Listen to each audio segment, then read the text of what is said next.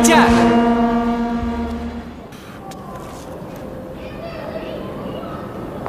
Катя, подожди секундочку, я сейчас спущусь. Вот в этом доме. Только подъезд с той стороны. А? Мне пора. Ага. Не будет. Остановись мгновение, ты прекрасна. Вадим, скажи им. Остынь, расслабься. Пропустите! Мы тебе еще библиотеку не показали. Бабушки, девушки.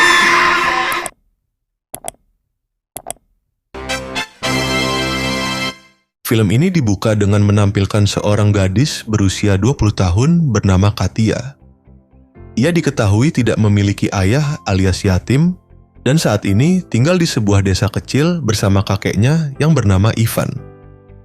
Sementara itu, ibu Katia telah menikah lagi dan kini tinggal di luar kota bersama suami barunya. Kakek Katia, Ivan, adalah seorang veteran Perang Dunia Kedua. Dalam kesehariannya, Ivan sering terlihat berkumpul dengan para pria seusianya di lingkungan sekitar, bermain catur dan berbincang santai. Шах! Вот так! Погоди! Di desa itu juga tinggal sekelompok pemuda yang dikenal suka membuat keributan dan kerap menggoda gadis-gadis di sekitar. Saat Katia melintasi apartemen tempat mereka tinggal, para pemuda itu memanggilnya dan memintanya untuk menunggu sebentar.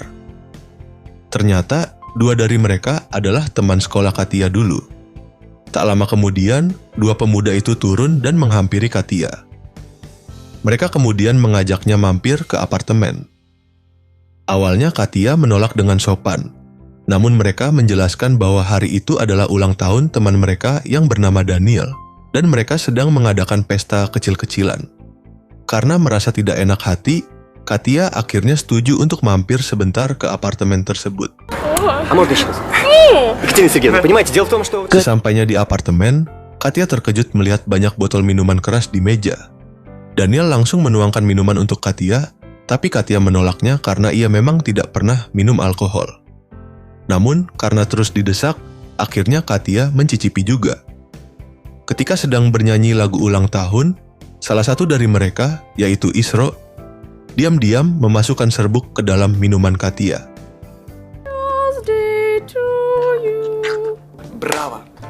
Браво!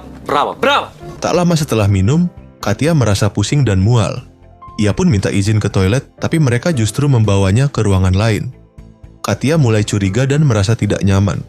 Ia ingin segera pulang, tapi karena kondisinya yang semakin lemah, ia tidak berdaya.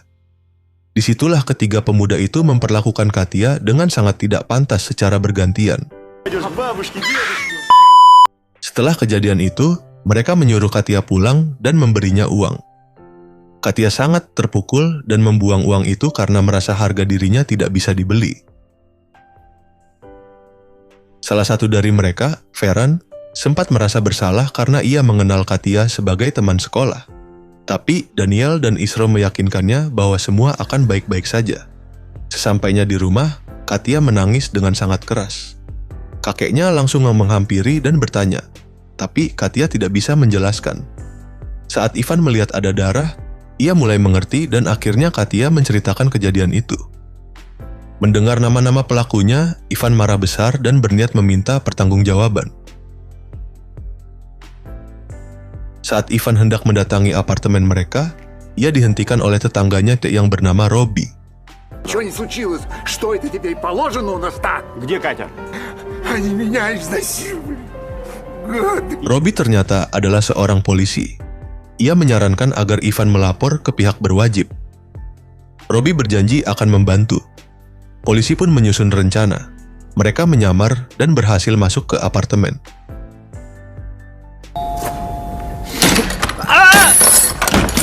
Ketiga pemuda itu awalnya menyangkal, bahkan Ferran mengancam polisi dengan status ayahnya yang seorang kolonel. Tapi bukti yang ditemukan berupa kain bercak darah membuat mereka tidak bisa mengelak. Namun, saat mereka akan dibawa ke kantor polisi, ayah Ferran datang dan meminta agar proses penangkapan dihentikan. Ia bahkan menawarkan uang kepada inspektur. Awalnya ditolak, tapi pada akhirnya semua polisi menyetujui tawaran itu. Ketiganya dibebaskan. Ты им станешь. Я тебе обещаю. Да это вешалка. Это Катя вешалка. Постараюсь. Пиши чистуху. Ivan yang menunggu kabar menjadi sangat kecewa. Katia juga semakin stres, bahkan merasa mual-mual, takut kalau dirinya hamil. Ivan memanggil psikiater, tapi dokter mengatakan kondisi Katia masih stabil dan menyarankan untuk tetap di rumah. Beberapa hari kemudian, Ivan mendapat kabar bahwa para pelaku benar-benar bebas. Ia pun membawa Katia ke kantor polisi untuk diperiksa. Namun, di sana Katia malah dituduh sebagai pihak yang menggoda ketiga pemuda itu demi uang. Tentu saja tuduhan itu sangat menyakitkan. Я могу идти? Обиделись. Karena tidak ada keadilan, Ivan mendatangi pengadilan. Ia mengenakan seragam veteran lengkap dengan medali. Tapi semua sudah disuap oleh ayah Ferran. Hakim menolak kasusnya dan bahkan menyalahkan Katia.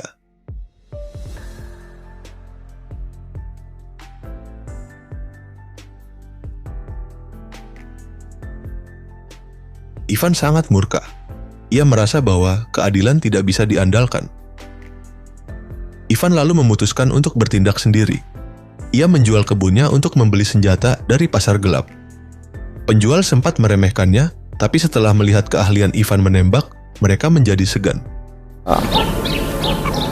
Красивая деревня, но дорога... Вот тут и родился. Да.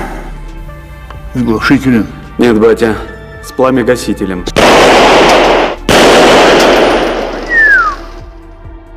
Suatu hari, Katia mengatakan bahwa tetangga menitipkan kunci rumah karena pergi keluar kota.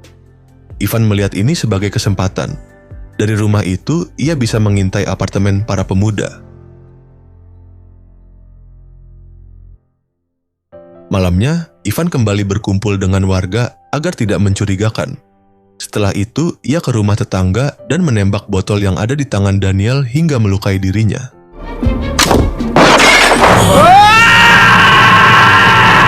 Semuanya mengira itu kecelakaan. Beberapa hari kemudian, Isra menjadi korban selanjutnya. Mobilnya terbakar saat ia menyalakan musik. Orang-orang mengira itu karena korsleting.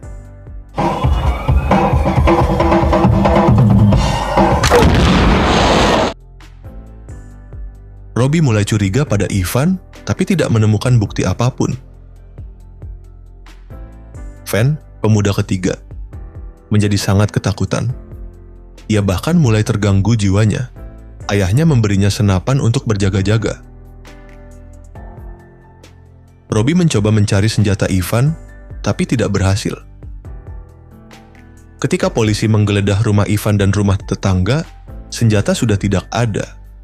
Rupanya, Robbie secara diam-diam mengambil senjata itu untuk melindungi Ivan. Ia tahu Ivan hanya ingin mencari keadilan. Akhirnya, semua kembali tenang. Ivan berhasil membalas semua perbuatan buruk itu, dan Robbie diam-diam mendukungnya. Tamat.